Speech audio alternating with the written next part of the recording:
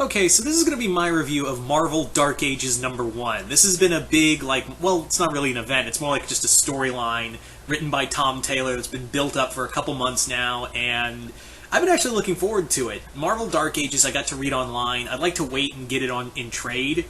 I'd like to get it in trade, but yeah, someone put it on YouTube. I think it got taken down by now. But someone posted it on YouTube, and I got to read it on there, so... And also, if you guys want, I'll continue to do issue by issue for assuming how well this does. So let's get into it. Let's talk about Marvel Dark Ages #1. So Marvel Dark Ages #1 is the start of an apocalypse. Basically, this is a neat little Marvel universe where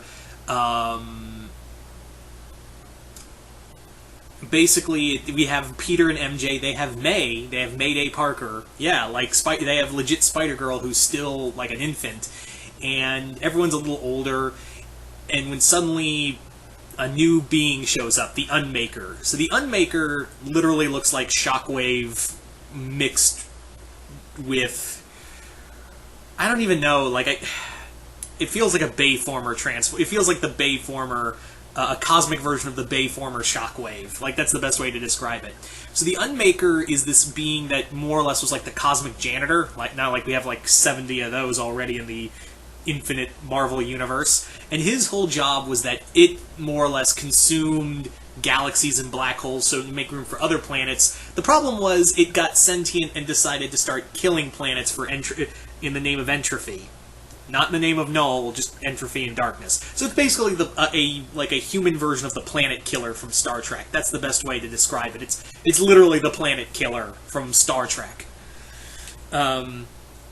So all the heroes unite, and essentially this is the big threat. And Apocalypse especially is this is gonna be good, because En-Sabah has got, and this isn't in continuity with Krakoa and all that. This is a Marvel universe without Krakoa and all that. But it's a big cosmic threat, and even Uatu's there hey guys, I just wanted to say goodbye. Oh, are you leaving Uatu? Oh, I'm not the one going. So, more or less what happens is the Marvel heroes take them on, but we do get some deaths. Right out the gate, we get the Thing gets deatomized, Scarlet Witch gets taken out, Vision gets taken out, and Doctor Strange, in a moment of just pure Doctor Strange in a moment of just pure oh shit, we gotta do something, peers in the multiverse and finds a planet that got switched off, an ultimate EMP happened and it stopped it. So basically Strange opens a portal to this universe, and the EMP wave hits this planet, everything is dead, even down to Spider-Man Peter's web shooters.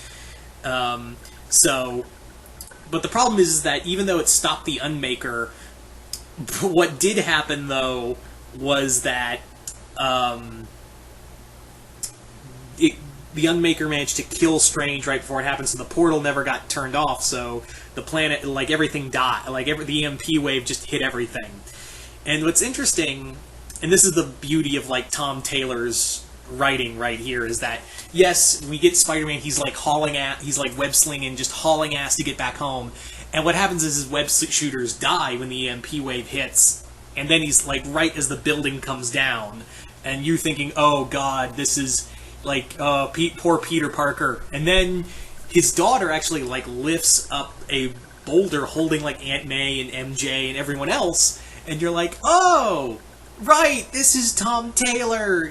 Even though he does a lot of apocalypse stories like Injustice and Deceased, he literally has hope in there. He does. And this is the thing about with most Marvel comics, is that when they do what-if stories or alternate universe stories like Old Man Logan or Marvel Ruins, they usually go to the nth degree to make it awful. You could say what you want with DC alternate universes. There's always hope in those alternate universes. Even in Dark Knight Returns, there's a little bit of hope. But Marvel, it's oppressively dark. It's they go out of their way to be oppressively dark. But Tom Taylor is not one of those people. And here, yeah, there's still people. People died, and it's a shitty situation. Yeah, a lot of superheroes did die.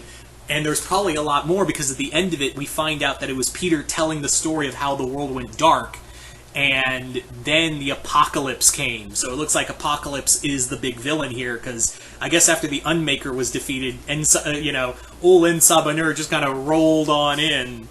And it does make me wonder, since Miles is confirmed to be have the Venom symbiote in this universe, I'm wondering if he is one of the Horsemen for Apocalypse. I'm wondering if he's a Horseman of Apocalypse. I'm very curious about that. I'm curious. This is what I love about Tom Taylor's work, is that even though everything is like shitty and stuff, like it's still like there's still hope. Like there's still like hope, and people are getting on. Like you'd think Peter was going. Or there's a hot minute where you think Peter's life is just going to suck and he's going to be depressed all the time, but nope. He's good. He's got his family, and he's like Peter's actually like, yeah, I'm happy. I'm like happy. I'm like I still got my family. It does like yeah, everything's kind of shit, and I guess Apocalypse is in charge now, but I'm good. I'm good.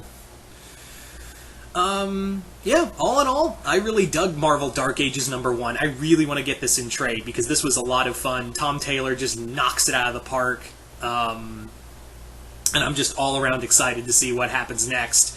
And hopefully Laura, aka X-23, the character he wrote in All New Wolverine, one of the best All New All Different titles, gets to really shine in here. And yeah, I'm just all excited for it.